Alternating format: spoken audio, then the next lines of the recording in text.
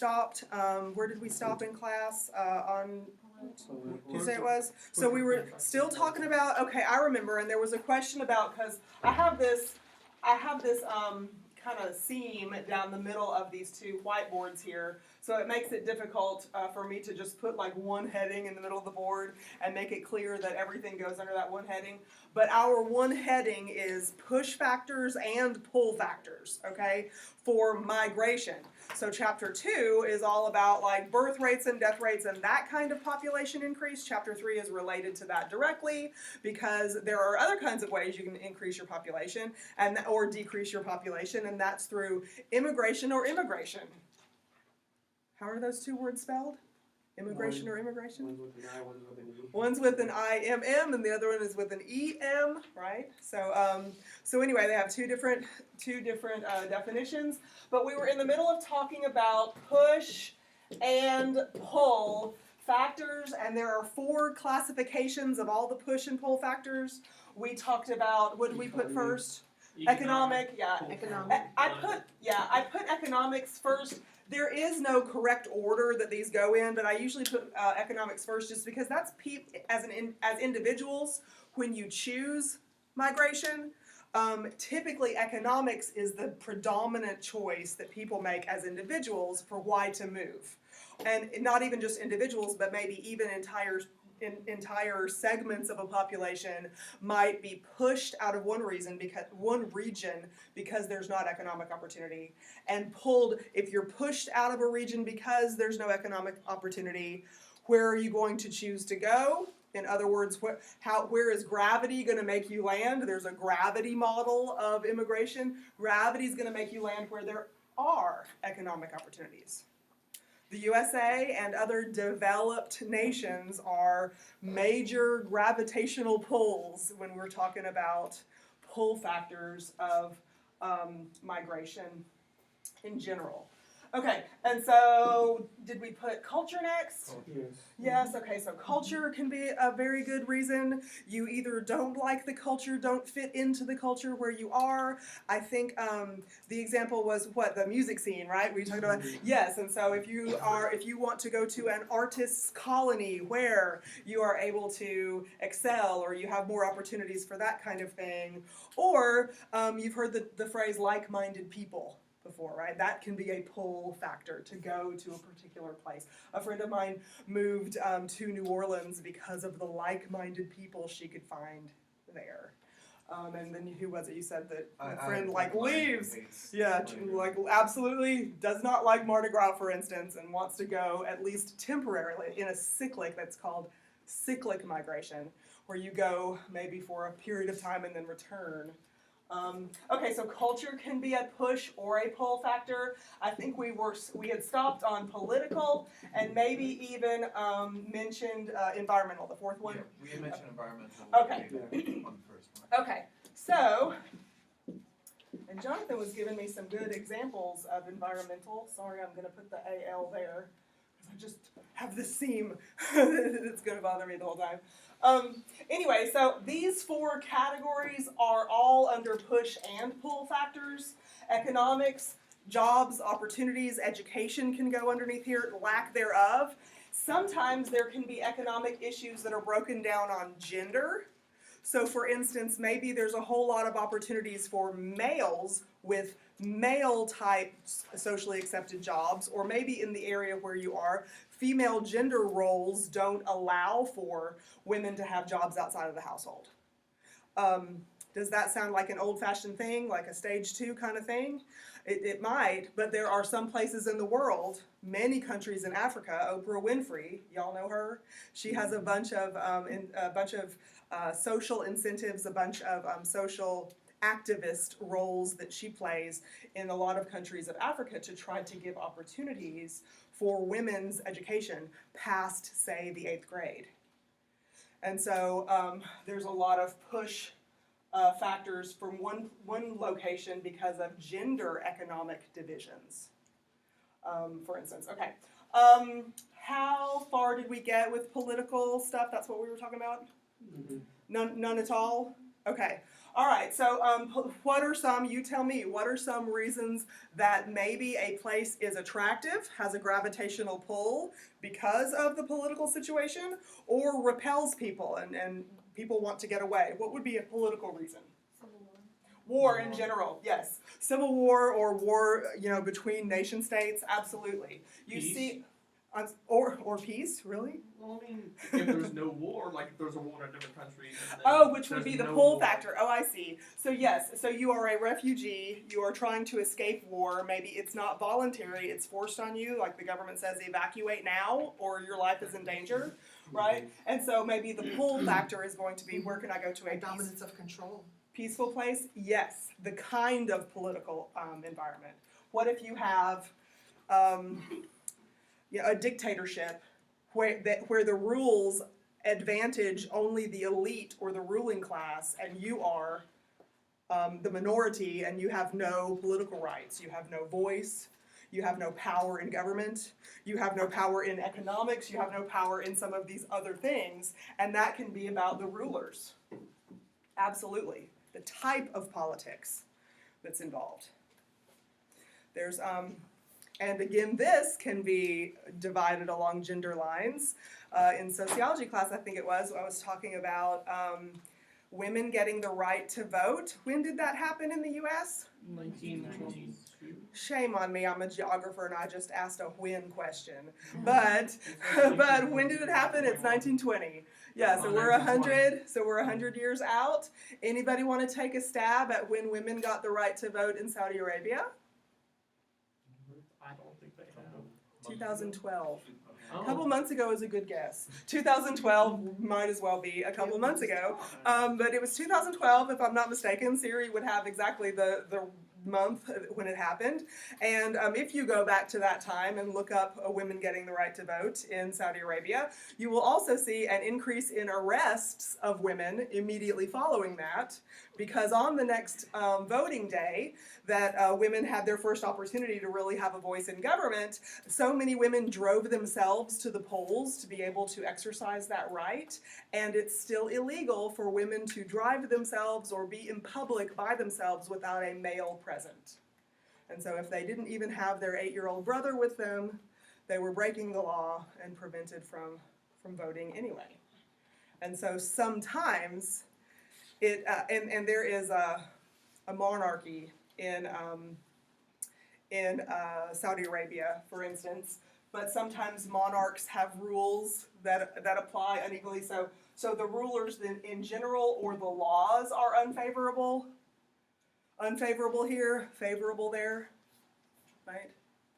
So there are some places in Africa, for instance, especially in Africa, in the Middle East also, where homosexuality is by law illegal and punishable by death.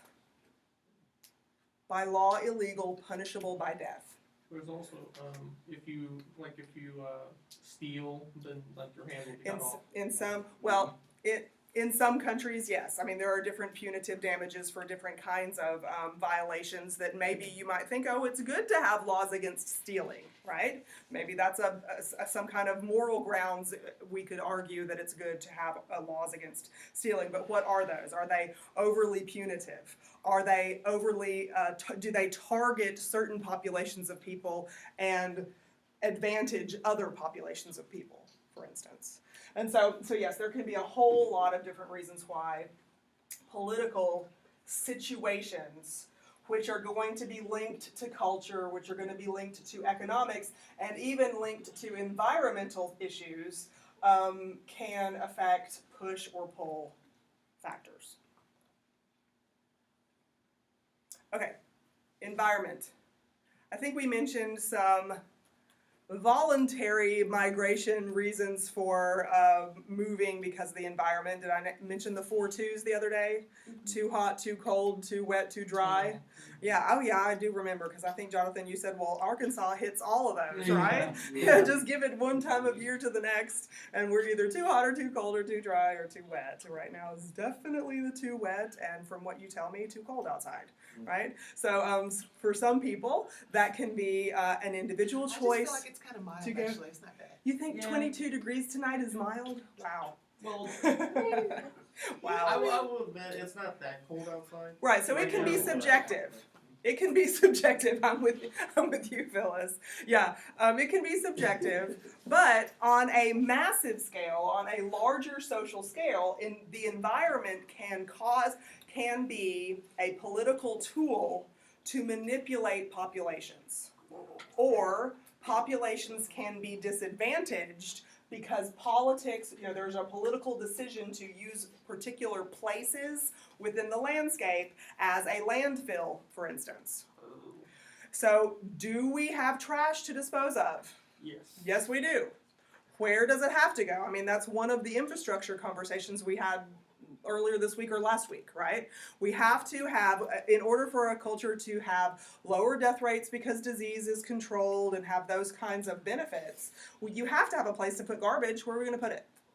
You have to have a place to put nuclear waste. You were talking about this island or something where there's like nuclear testing and now it has radiation, right? They're trying to isolate this. I think that there's some kind of place, a subterranean kind of cave that was built in Utah for toxic and nuclear waste. Does anybody? It was in Nevada. Was it in I Nevada? know there's in Somewhere out Nevada. there. There's in Right. Nevada. So these things have to be disposed of, right? Yeah. Well, now what about the land around this toxic waste disposal place? Do you think that this is going to be high dollar property where you're Oh, going no. to see mansions with tennis courts and swimming pools?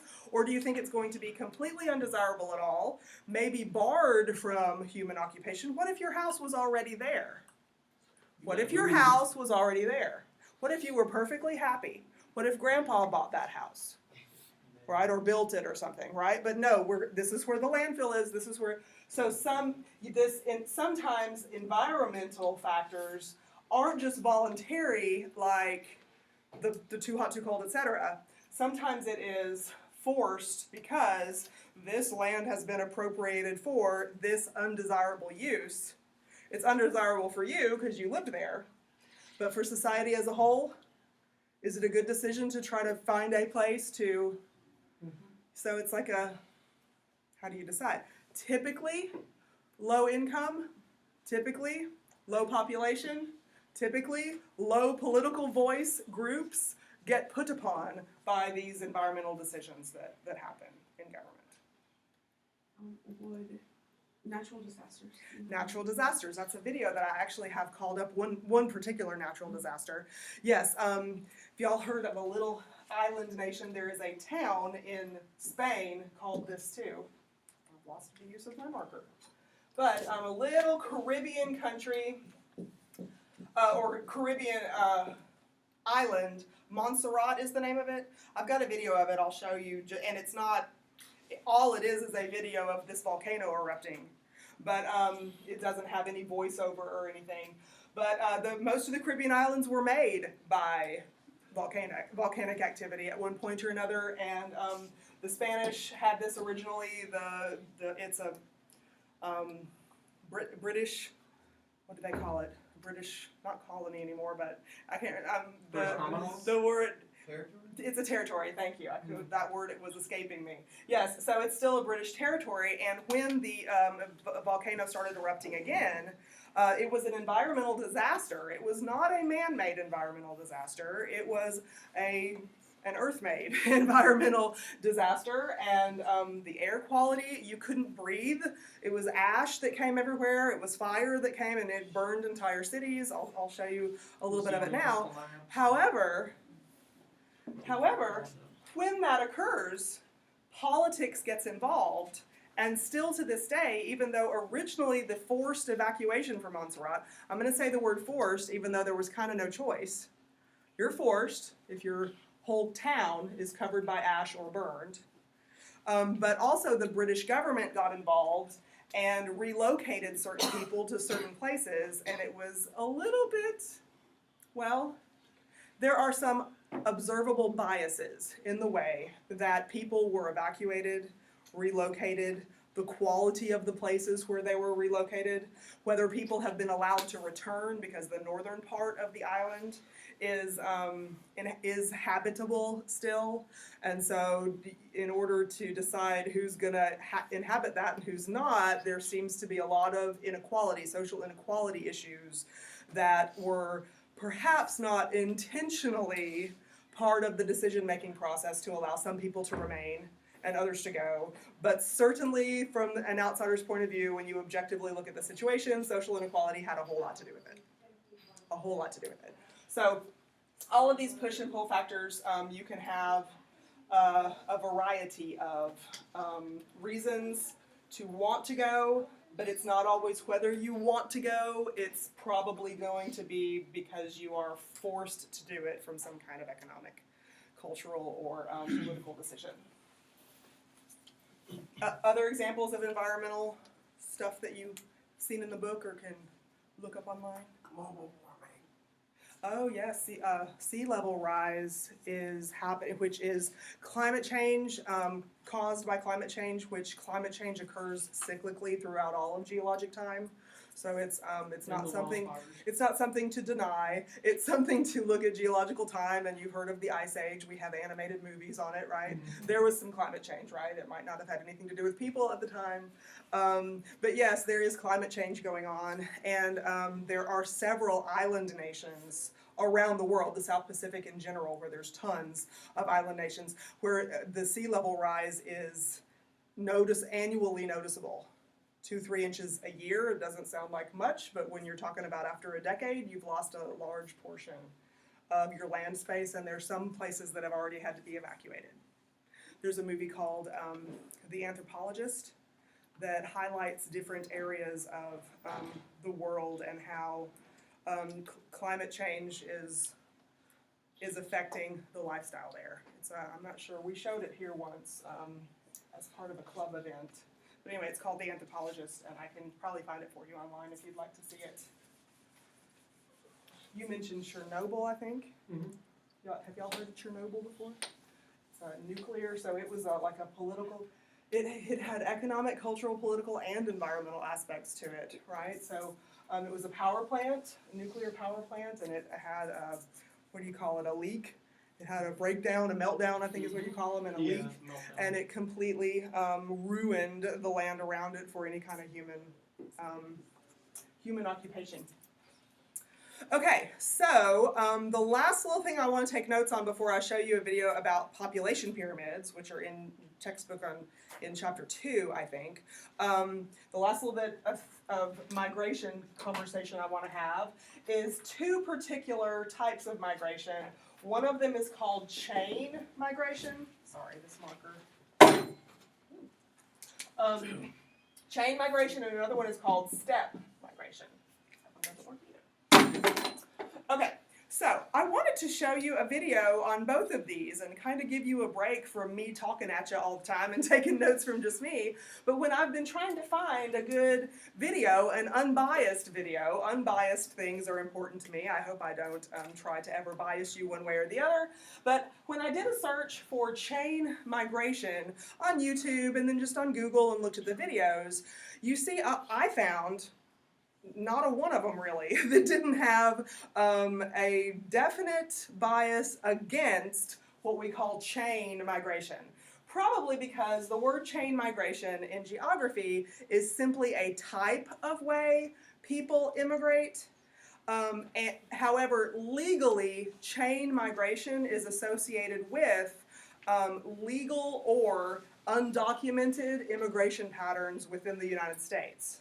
And there have been a lot of news clips with politicians lately and the president lately talking about chain migration specifically and how, I'm quoting them, paraphrasing but quoting them, and how terrible it is for society, for instance.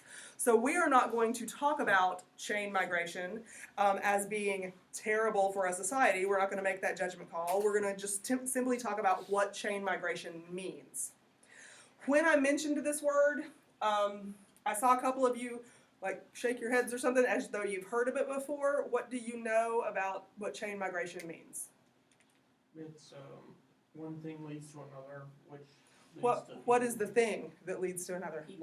People. People are, one person leads to another person, and what were you going to say? I was going to list an example, like if I migrated to Germany, Mhm. and I wanted my parents to come. I could go Yeah. for a process. to bring them. Specifically the kind of people, yeah, so it's about people, and it's not just about, oh, I really miss my next door neighbor, let me see if they'll come with me. It's about who is connected to you kinship-wise. So kinship ties are part of chain migration, and it means that one family member can get, oh, here I am as a, okay, so one family member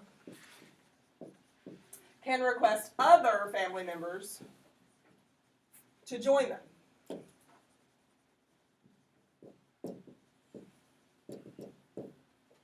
So if one person in a kinship group immigrates from one place to the next, how am I spelling immigrate when I say immigrate here? With an I. So if I'm immigrating to a place, one individual, because of an economic reason, for instance, the most common thing, I'm leaving family members behind. Chain migration is the idea that we want to bring our family members with us when we take up permanent residency someplace else. Those family members want to come with us also, and so it will eventually happen when maybe economic conditions allow it to, for instance. Now, this is a way, chain migration is the casual name of a law that exists in the immigration system in the United States where it allows people to legally do this. If you quote unquote legally immigrate to the U.S., one person, there is a legal process you can follow through visa, residency cards and visas, permissions, where you can bring other family members within a certain, it can't be your 52nd cousin, it has to be within a certain number of relations to you, connection to you, and more people can come. Okay, so that's a type of migration. It can happen within a nation. Typically, the videos that I found about this are talking about one nation, somebody from one nation going into the United States. And like I said, they were very, very biased in their political views. But chain migration can also happen if, say for instance, my husband gets a job in Utah, and he has to go there now in order to take the job. And I want to go there, but where's my job? Right here. And so if I don't have a job in Utah yet, I'm going to have to stay here and then join him later. And we're also going to have to find a place where my father can tag along because we take care of him in my house, right? And then we're going to have other people come, like one of his daughters is probably going to come, right? So that would be a kind of chain migration that can happen within your own freely movement kind of place, okay? So don't, if you're doing any research on this, don't get confused with all of the really political in-your-face kind of stuff that I found when I did a search. Okay, step migration. Anybody heard of that before? Okay, when I first learned about step migration, it was a long time ago in my cultural geography class that I took in college, and I was also taking an American literature class at the same time, and we were reading a great book. I've read it like 3 times since then. I highly recommend it, by an author named Richard Wright. Y'all ever heard of Richard Wright? Oh, y'all would love him. Okay, Richard Wright, his novel, a very famous American novel, it's called Black Boy. So I had a project that I had to do, or a little paper that I had to do in my cultural geography class, and I made it very interdisciplinary, and I used Richard Wright's novel, Black Boy, to talk about steppe migration, because it's got a perfect storyline for steppe migration. So for instance, the steps, think of stairs, right? You take one at a time.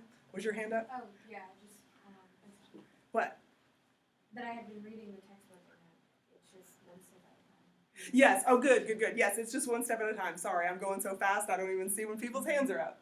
Yes, so think of stair steps. You take one step at a time and you have changed positions, right? You've changed positions or locations in society if you use this figuratively.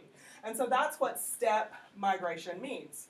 In the case of Richard Wright's story, he starts out as a young child in Mississippi, moves from rural Mississippi to Jackson, because Jackson is an urban area. Urban areas typically have more opportunities, typically have better cultural opportunities, typically have a whole bunch of gravitational pull factors that can bring people from rural places to urban places. Okay? So he makes a stair step to Jackson where life is a little bit better. He gets a little bit older. He hears about wonderful things happening in Memphis. He wants to move to Memphis for this wonderful opportunity. So he does, and part of the novel is set in Memphis and all the people that he meets. And then he goes to Chicago because he hears about wonderful cultural things, opportunity things that are happening in Chicago. So he goes there for a while. He talks about the political climate in Chicago and why it was wonderful. And then he ends up in Detroit. And each of these steps, these different places, he stays for a while, orients himself, becomes part of the fabric of society, learns more, gets more information, finds out a better step up. Okay, I'm thinking of the Jeffersons theme song right now. But y'all are too young to even know, be able to sing that with me. But anyway, they're moving on up, right? Okay, so anyway, I thought it was perfect, and I thought, well, I'll tell you all about this novel, because if you haven't read it yet, you really should. I think you can actually find an audiobook version of it free on YouTube, I think, and listen to it with all your earbuds in your that you always have in your ears. Anyway, so it's a wonderful novel, and it has great examples of step migration. Richard Wright never used the word step migration, but the process of the lifespan of his main character illustrates what step migration is exactly. Usually when migration happens, when voluntary migration happens, usually it is step migration. Moving is expensive. So even if your push and pull factor is economic, you're going to have to save up some money so that you can get the heck out of wherever you want to get the heck out of. And then once you get there, moving's not cheap. You have all kinds of deposits and rents and all this kind of stuff, and you have to, sign a lease for a certain period of time, and you'll stay there and save up, and you can move again. And so step migration is a very, very common thing. Questions? Okay, so let me ask you this. Well, first of all, somebody look in chapter 2 and tell me what page the population pyramids are. Yeah, so that you can look at population pyramids. Because in chapter 2, when we talked about population, it was about death and birth rates, right? Okay, and what we call a natural increase rate of the population. Populations increase and decrease over migration also. And so demographers, there's one. What page is that? 53. On page 53, it doesn't really look like a pyramid shape, but we will learn what those pictures mean. So population pyramids are things that policymakers, politicians, demographers, social scientists use in order to take a very quick snapshot of the composition of a population. And typically, population pyramids are broken down on gender lines. We want to know how many men and women there are in society. So we put, it's called a histogram. We'll look at this in just a second. What page is that, David? 46. 46 and 47? Yeah, so there's a whole bunch of different ones that you can look at on 46 and 47. These are called population pyramids, and they are really quick visual tools that tell us a heck of a lot of information about the composition of a society. So I'm going to stop talking to you now and show you a couple of short videos, and for online students I will post these links with the notes that you need to have about them. But let's watch a couple of short videos about population